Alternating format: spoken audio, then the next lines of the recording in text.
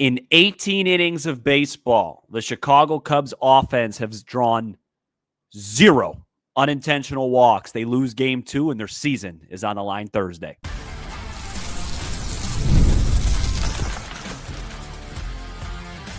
You are Locked On Cubs, your daily Chicago Cubs podcast. Part of the Locked On Podcast Network, your team every day. You are Locked On Cubs, part of the Locked On Cubs, Locked On Podcast Network, your team every day. I'm Sam Older. I'm a lifelong fan, taking my passion into a discussion with you on all things Cubs. A lot to talk about today. Not a lot of good news, unfortunately, to share, but we will preview a Game 3.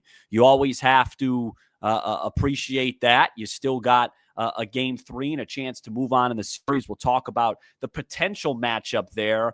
I don't know exactly. You guys can let me know in the comments if anything's announced officially. I'm just going to go ahead and assume it's going to be Tyone v. Darvish. Hopefully we don't have another opener fiasco like we did on Wednesday. We're going to talk about this offense. I actually misspoke in my cold open. It's 17 innings of work because the Cubs didn't bat in the bottom of the ninth. But the Cubs offense, just 25 strikeouts, no unintentional walks, not working good ABs at all. Really hard against this Padre bullpen. We'll talk about that. But I want to start with, I want to just get it out of the way, the really curious decision-making that was made in this baseball game by Craig Counsell, because it just felt kind of like contradictory. So he starts out with an opener. We didn't get a chance to talk about that on yesterday's show because it was announced after the show was completed, because we're doing these quick post games. Joe George will be on later. And I just didn't like it. I didn't like it because of mostly who was opening. I wanted to see Andrew Kittredge late in the game, but I also wanted to just kind of do the same thing that the Cubs did yesterday, which was ride Boyd for 4+ innings and then go to the bullpen. But here's the thing. If you're going to use an opener in that spot, and I understand it didn't decide the game because the Cubs ultimately didn't score a run, but if you're going to use an opener in that spot, you're admitting to SHUTOUT, to the Padres, to the Cubs, and to everybody basically watching, you don't like the matchup of SHUTOUT versus Tatis. You don't like the matchup of SHUTOUT versus Machado. You're trying to limit the amount of times you're seeing said matchup. And so it didn't work out in the first. Kittredge struggled a little bit, gave up a run. Fine. The analogy that I would use is, like, if you're a manager and you get upset at a home plate umpire, mostly you're not going to get upset at the home plate umpire if he's, giving, let's say, 3-4 inches off the plate. Just be consistent with it, right? Just be consistent.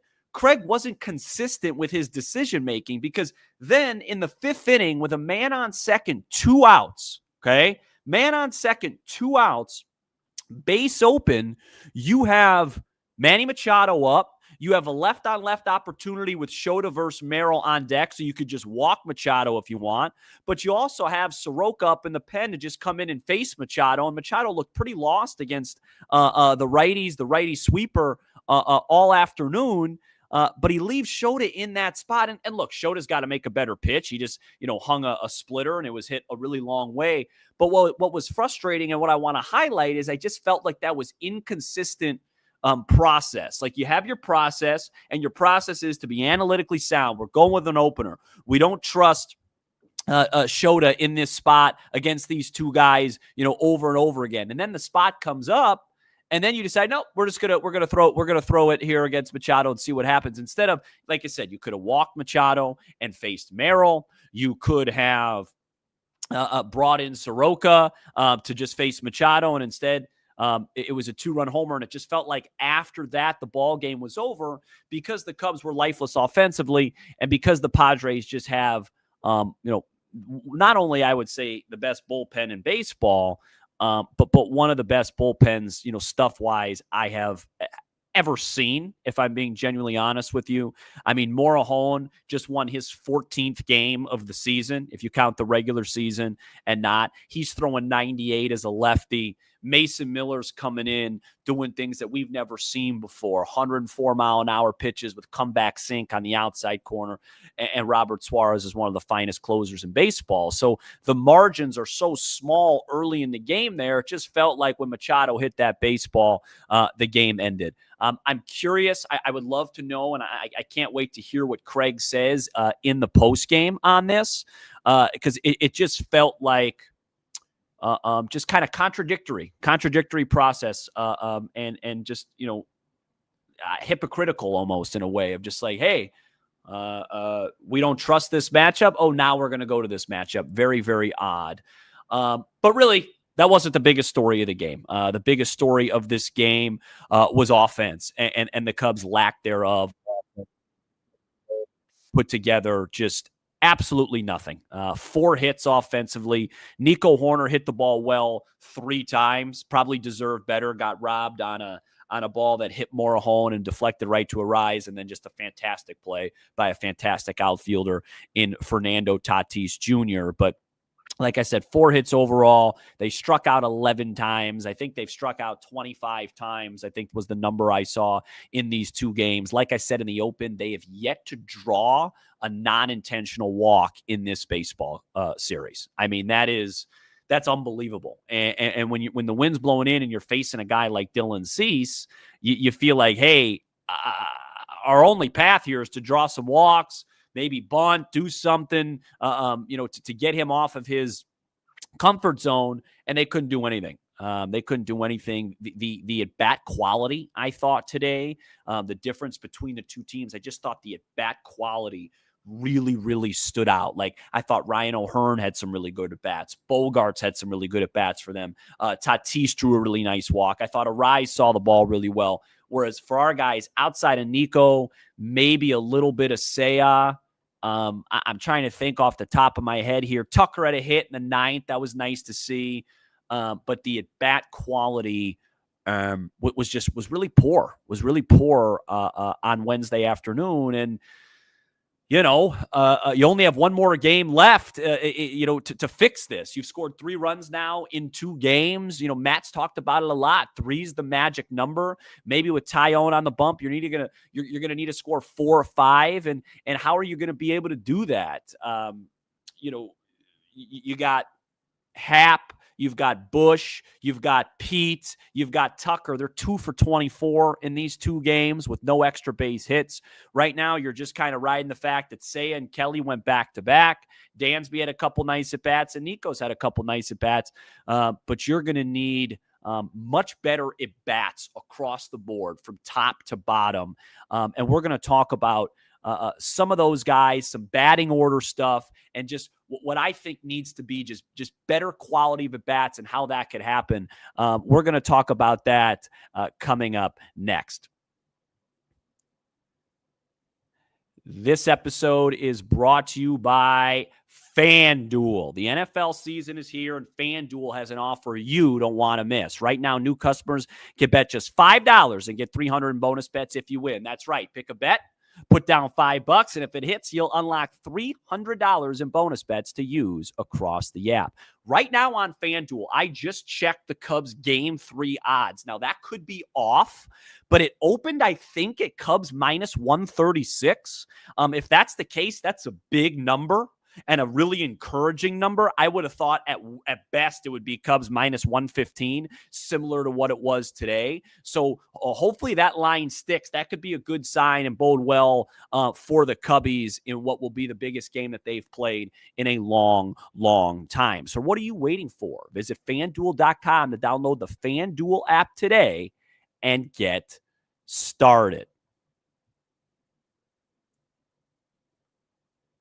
We are back here on Locked On Cubs. Appreciate you guys, even after a tough loss, joining me. Always shout out to the everydayers, and you could become a Locked On Cubs everydayer by joining us for every episode throughout the week. Why is Ian Happ batting third? Someone want to explain that to me?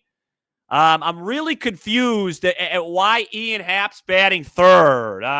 especially considering the fact he was about 1 for a billion against Dylan Cease. I cease, pun intended, to understand that. Does that make sense? I don't know if it does, but I don't understand it.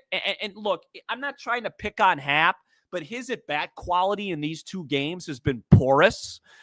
He had an at-bat earlier in the game. He's had 2 at-bats that have really stuck out to me. I'm gonna point them out both.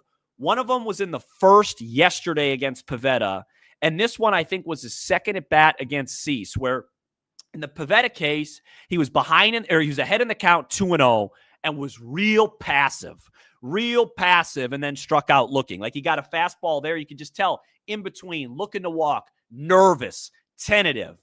And then today, against Cease, he was up 2-0 in the count. Take right down the middle.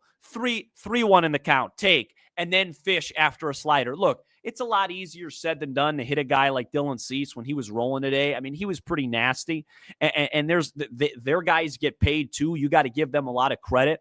But the at-bats overall, I would say from Hap and PCA, those are the 2 guys where their quality of at-bat has just been really, really low. It's been really bad. Some of the other guys, Dansby's had pretty good at-bats. Like I said, Nico Bush, I think his at-bats been fine. Tucker, not great. Matt Shaw, not great. But Hap's at-bats, along with PCA's, have really, really stood out. And it just feels like they're pressing. And I don't know what the solution is. This is the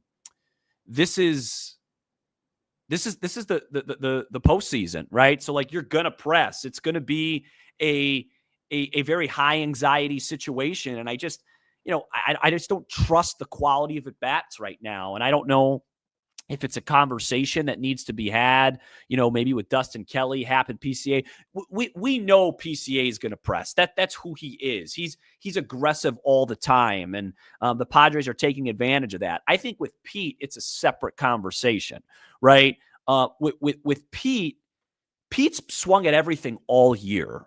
The difference now between this version of Pete and the first half is that he was getting the pitches. Like Pete turned around. Go watch, if you're bored tonight, go watch there was an at-bat at home where Pete's season really peaked.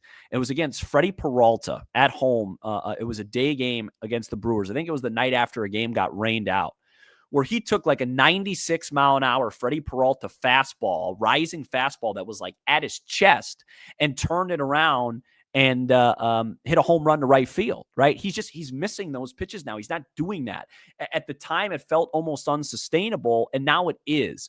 With Pete, it's not as much the swing decisions as much as he was hitting pitches. He was hitting mistakes. He was hitting pitches out of the zone. He was hitting pretty much everything, and now it just seems like it's not happening. I still think there's a moment in the postseason here for Pete. He was one of the 2 guys. PCA and Swanson is kind of my picks to click, if you will, before the series. I still think Pete has a moment in him.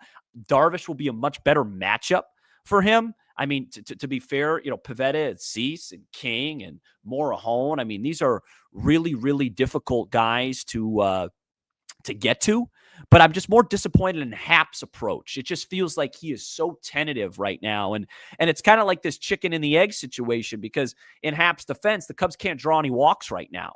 They can't draw a walk at all. They haven't drawn any outside of the 2 intentional ones. I think one to Bush and what was it? What was the one today? To Kelly, right? Ahead of Pete. So, it's hard to tell a team, hey, you need to be more patient and draw walks, and then tell a team also not to be tentative. Do you know what I mean? It's kind of like that chicken and the egg, right? If it's 2-0 and you take a pitch right down the middle, you look tentative. If it's 2-0 and you swing at a pitch out of the zone looking to do damage, you look like you're pressing and you're not taking your walks and you're being overly aggressive. That's why I can't hit.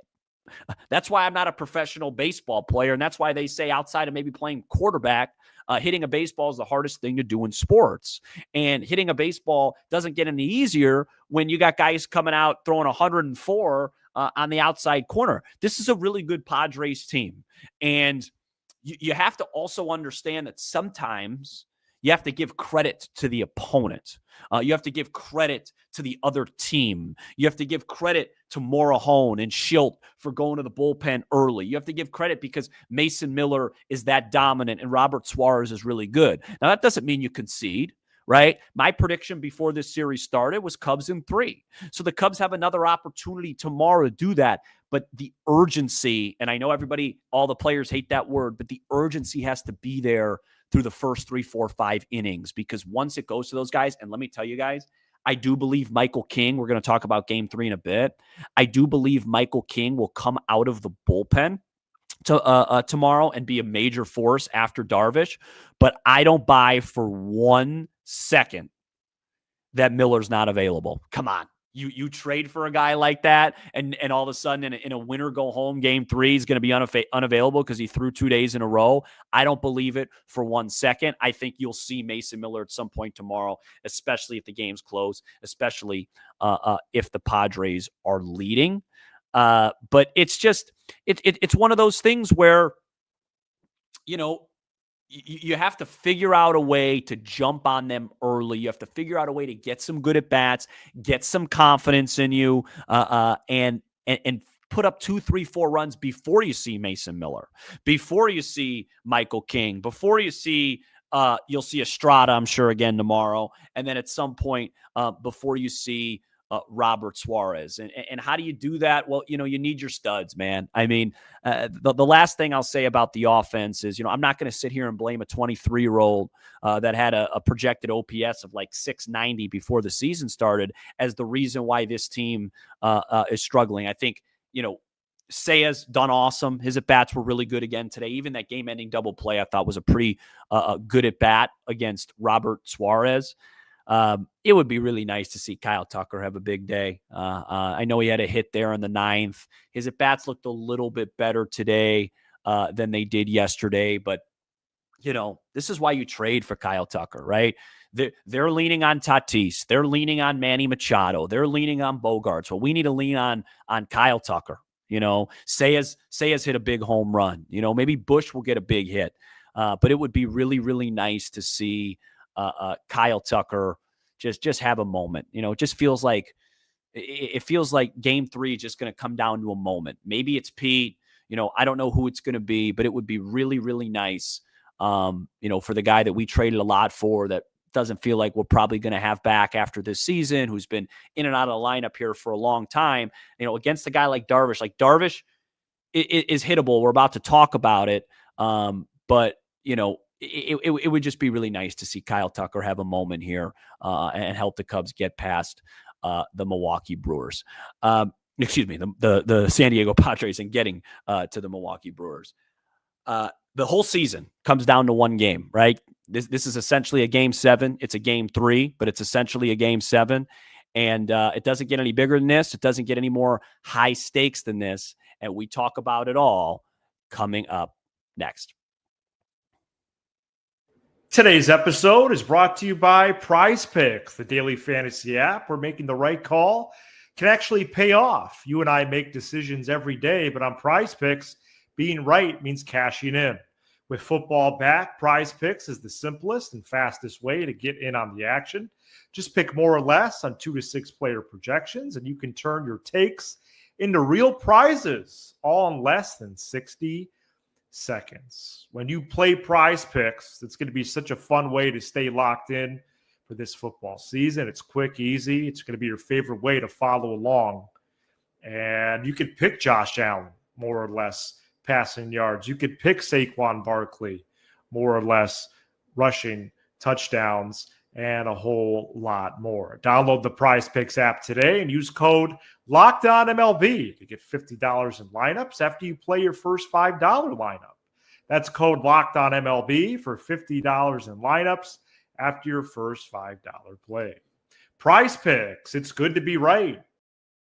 This episode is brought to you by Game Time. There's nothing like catching a baseball game live. The energy, the crowd, the chance to see your team in person. But actually getting tickets, that's the tough part. Queues, login screens, surprise fees, it takes all the fun out of it. That's why I use Game Time, the app that gives the advantage back to fans. Game Time is fast, easy, and backed by the Game Time guarantee. You always get 100% authentic tickets delivered on time and at the best price. Plus, all fees are included, so the price you see is the price you pay. I've used Game Time for every Cub game that I've been to. It's the best. You get tickets right away. You could literally wait up to first pitch. The prices go down. Fees are included. Know your total up front with no surprise fees at checkout. So download the Game Time app, create an account, and use code LOCKEDONMLB for $20 off your first purchase. Terms apply. Again, that's promo code LOCKEDOMLB. for $20 off. Swipe, tap, ticket, go. Download Game Time today. We are back here on Locked On Cubs, and it is official. It will be Jameson Taillon versus Yu Darvish with all the marbles on the line for a Game 3 winner go home. Make sure you are subscribed to Locked On Cubs. That way you don't miss any of the great Cubs content we've got for you. That includes the Cubs postcatch with Joe George live after the final out of every game. And hopefully tomorrow is not the last game of the season. If you see Joe George doing a postcast on Saturday, that means the Cubs made the NLDS to face the Brewers, which is the goal. So let's talk about how they could do that. Let's talk about what the pitching plan is going to be, and how can the Cubs find a way to win what most likely is going to be a tough, low-scoring, close game and advance to the NLDS. Well, I'll start with some bad news. The Cubs current hitters, their slash line against Yu Darvish as a whole. You could find this on ESPN. There's a great bat versus pitch feature that just shows you everybody's numbers versus a certain pitcher or the pitcher's numbers versus all those hitters. The Cubs slash line versus Yu Darvish in their careers 194, 272, 280. So that doesn't bring a whole lot of encouragement. However, it's not that Yu Darvish anymore. It's a different guy. It's a different Yu Darvish. And so, I don't think Yu Darvish is going to pitch very long in this game based off of everything I've seen from Mike Schilt. I think he's going to be very aggressive. My guess is for the Padres, it'll be something along the lines of Darvish for 3+, Michael King for 2-3, and then Miller, Estrada, Suarez, something like that. Again, I am not taking the bait.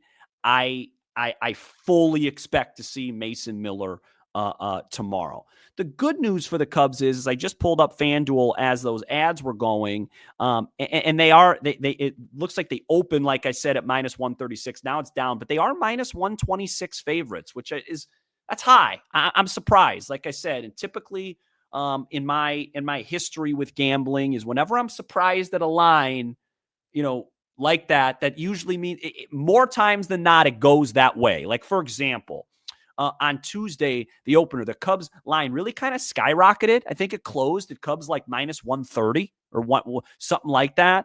So that's a good sign. Hopefully it gets there again, because those people know a lot and how they influence those lines.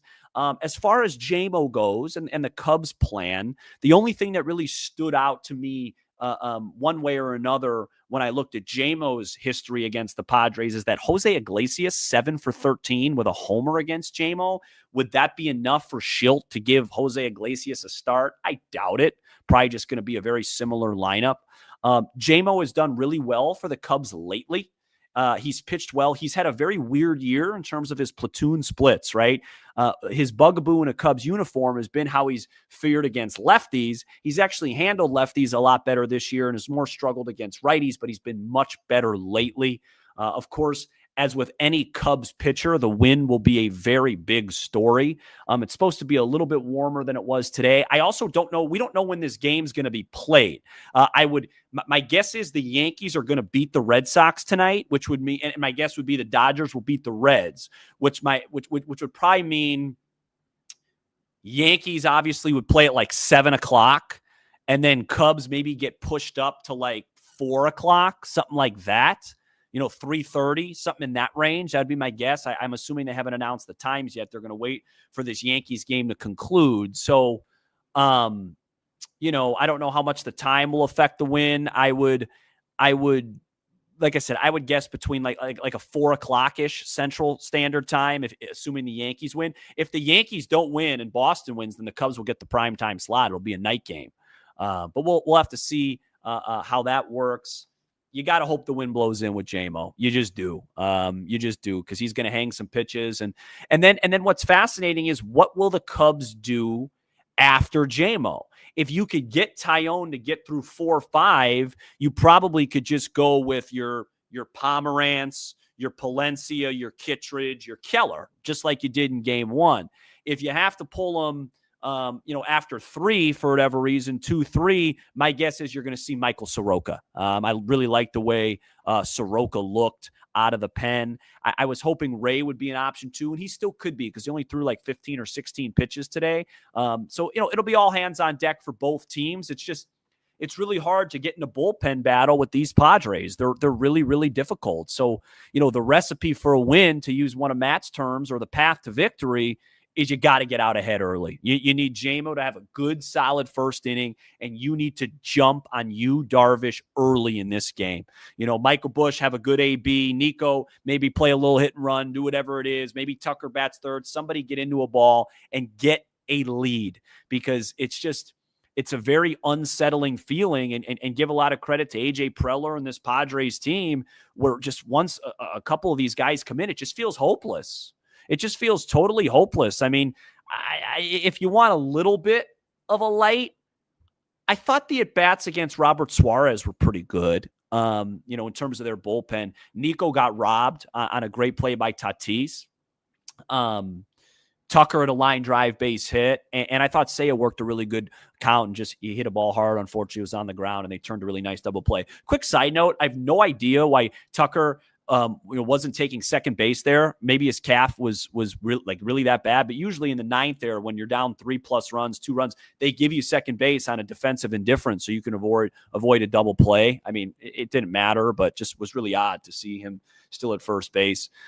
But anyways, it all comes down to this, guys. And, look, literally as I'm talking, I'm watching this. As I'm talking, the FanDuel line has all the way been bet down to -118. It opened at -136. It is now -118. So I think a lot of people are seeing that in the same way I was seeing it, which is, people thinking that the Padres are going to go through. But look, I can't emphasize it enough. If you told me before the season that the season was going to come down to one game at Wrigley Field in order to go to the NLDS, I would have probably taken it. You've won 92 games. They've won 90. They're very good. I think they can make a run all the way to the World Series with how good their bullpen is. A lot of respect for their team. You played a great game yesterday. It does feel like they are the better team, and you're just trying to scratch and claw and find a way to beat them. In April and May, you had Kyle Tucker rolling. You had PCA rolling. You had Seiya rolling. You had Busch. You had everybody kind of rolling at the same time. And, right now it just kind of feels like you're just throwing everything against the wall and seeing what sticks.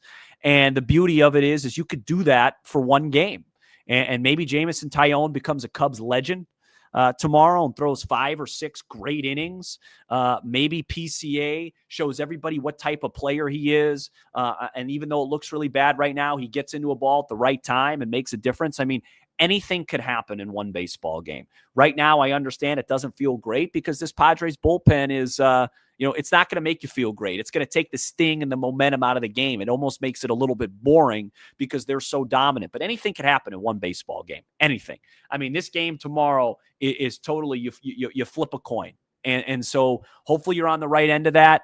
Keep your head up. It comes down to one game, and we get to see if the Chicago Cubs can go to the NLDS. Disappointing result, no question about it, this afternoon. But you get one more game on your home turf for it all. And we'll have to see what happens. It's exciting. It's scary. It's fun. It's playoff baseball. This is Locked On Cubs, part of the Locked On Podcast Network, your team every day. For your second listen, check out the all-new Locked On MLB Game Night. Every game, every night, all season long. Get local analysis on a national scale. Find MLB Game Night on the Locked On MLB channel on YouTube or wherever you listen to your podcast. Guys, let's see what happens tomorrow. Let's just hope for the best. And one game. It's like Herb Brooks says in Miracle. One game. Maybe they beat us 7, 8 out of 10 times, but one game, anything could happen. Have a great rest of your night, guys.